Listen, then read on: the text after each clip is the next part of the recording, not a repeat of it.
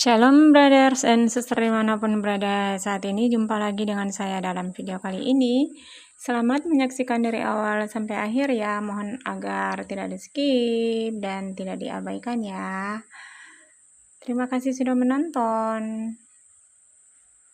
Tuhan Yesus memberkati. Ya, ini ada mimpi Bapak Ibu. Jan Stasti Ruby. Shalom, saya mau berbagi mimpi di tahun 2023. Bulannya saya lupa, saya mimpi bertemu mempelai turun dari seekor kuda berwarna putih. Mempelai memakai pakaian pengantin berwarna emas, semua dengan permata yang tidak pernah saya lihat di dunia ini.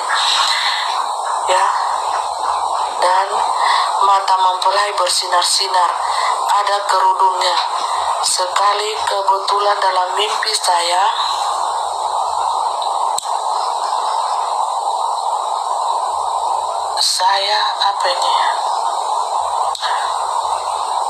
menyentuh kerudung mempelai dengan serta-merta mempelai menoleh kepada saya. Ibu mempelai berkata, "Jangan sentuh kerudung mempelai,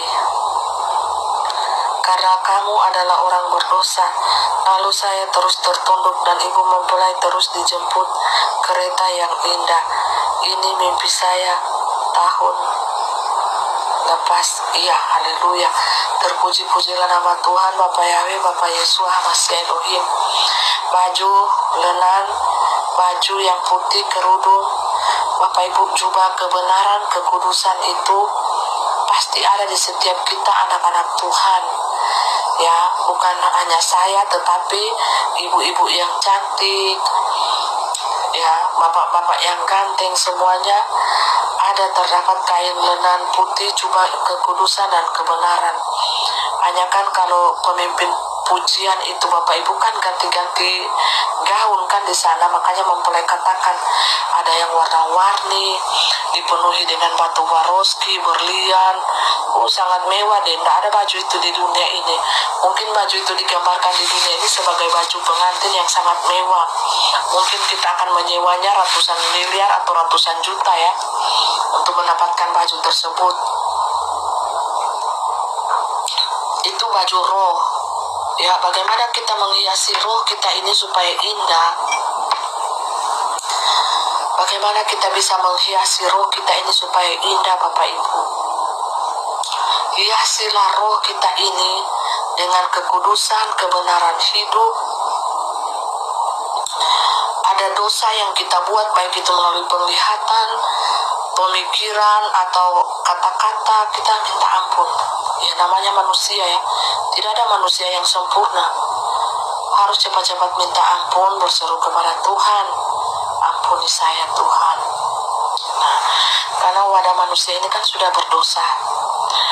Terus supaya apa? Pemakaian Tuhan di dalam wadah kita ini sempurna, Bapak Ibu. Pemakaian Tuhan di dalam wadah kita ini sempurna. Seperti itu mempelai ajari ya. Jadi milikilah karakter yang indah. Ya, milikilah karakter yang indah. Karakter itu dari hati, Bapak Ibu ya. Mulut kita ini kita jaga.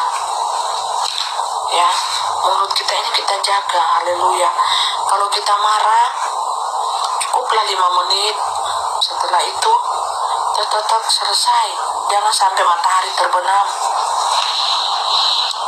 Mempelai itu seperti itu. Kalau ada yang masih mengganjal tersimpan di hati, dengan sekuat tenaga kita minta tolong, Tuhan ampuni saya. Tuhan berikan kekuatan kepada saya, tolong saya bisa mengampuni orang ini yang terlalu jahat kepada saya, yang seringkali menghina saya, memaki saya, menghina saya, tolong. Nah, Tuhan akan memberikan roh itu, Bapak Ibu, memberikan kekuatan, penghiburan. Bapak Ibu kan tidak bisa bayangkan dengan kehidupan yang saya jalani sebagai manusia di muka bumi ini dengan penuh penderitaan, dan saya hanya tersenyum manis di depan Bapak Ibu kamera. Bapak Ibu sangka kan saya ini orang yang penuh dengan kegembiraan, dipenuhi sukacita terus menerus. Ya, saya ini suka humor, ketawa terus menerus. pokoknya tinggal ukur tembok dengan anu, saya tidak ketawa. Karena apa? Ada sukacita surgawi yang melingkupi saya. Ya, itu tidak bisa dibeli. Sukacita itu, bahagia itu tidak bisa dibeli dengan uang. Walaupun roh 66 ini menyiksa saya sedemikian rupa, ya Bapak Ibu, ada penghiburan dari Tuhan di dalam hati saya. Ya kan, kita ini manusia, setiap kali kita tidur, pada saat kita tidak sadarkan diri, Bapak Ibu tidur kan malam-malam, tapi hati kita ini kan berbicara dengan Tuhan. Bapak Ibu tidur, sudah tidak sadar ini, nge-fly ya, makanya mimpi itu kan di bawah alam sadar tidur. Ada yang mimpi ketemu Tuhan, dipakai Tuhan, dalam mimpi Tuhan memberikan pesan-pesan itu karena hati kita bicara dengan Tuhan. Pada waktu kita tidur itu Bapak Ibu, di waktu subuh, orang kan sudah sadar jam 1, jam 2, jam 3 lagi ngorok-ngorok, lagi enak-enak. Tapi kan hati kita ini berseru kepada Tuhan. Seperti itu. Jadi tidak ada kan yang tersembunyi di hadapan Tuhan. Hati kita ini kan jujur. Dan Tuhan itu lihat, di hati kita ini siapa yang bertahta, Tuhan kah atau setan? Setan itu keangkuhan hati kita sendiri, itu setan. Dan setan pakai melalui pintu itu, pintu keangkuhan, baik rohani maupun jasmani. Makanya periksa hati. Makanya mau selalu katakan introspeksi diri. Tapi roh 66 ini tidak suka dengan kata-kata itu, introspeksi diri dan bertobat. Tidak mau mereka. Masa saya dibilang introspeksi diri dan bertobat? Kayak gitulah. Harus dong. Saya saja sendiri, saya harus mengintrospeksi diri dan bertobat terus setiap jam, setiap hari, setiap saat. Apakah saya ini benar Tuhan? Apakah saya lakukan ini saya menyenangkan hati Tuhan? Ataukah saya menyakiti hati Tuhan? Apakah saya melontarkan kata-kata ini saya menyakiti hati Tuhan, menyinggung hati Tuhan atau sesama saya?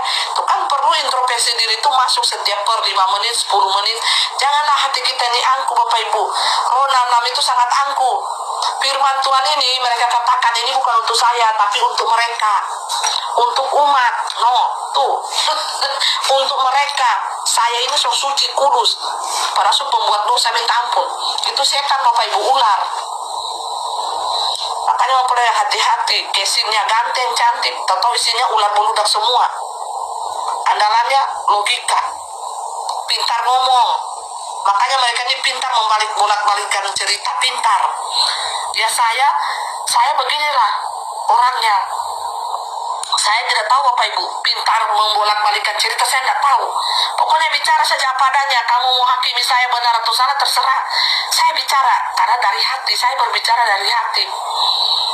Kamu terima saya, kamu tidak terima itu urusan you, bukan urusan saya. Yang penting saya pelayanan saya ini semoga berkenan di hadapan Tuhan. Itu saya, karena saya mencari perkenanan Tuhan, bukan perkenanan manusia.